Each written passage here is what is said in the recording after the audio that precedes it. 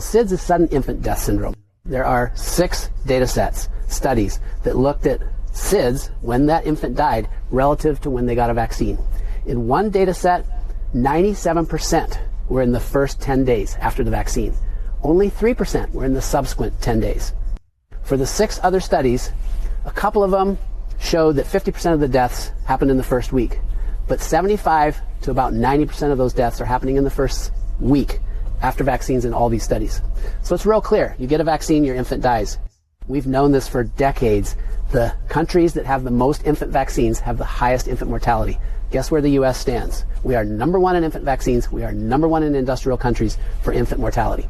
There's a document, 450-page legal document, that has tables showing for every single disease for which we have a vaccine, there are more deaths from the vaccine than there are from the disease for which we have that vaccine. Now that we've got a handful of studies comparing vaxxed and unvaxxed, we now know without a doubt that things like neurodevelopmental concerns, learning disabilities, ADD, ADHD, autism, we know they're clearly linked to vaccines. The more you vaccinate, the more likely you are to have these problems. We know without a doubt that allergies and autoimmunity, eczema, asthma, all those sorts of conditions, the more you vaccinate, the more likely you are to have those conditions. It's the vaccinated who get more ear infections, more sinus infections, more lung infections. Any kind of infection you look at, the vaccinated get more infections. The more we vaccinate, the sicker our kids are.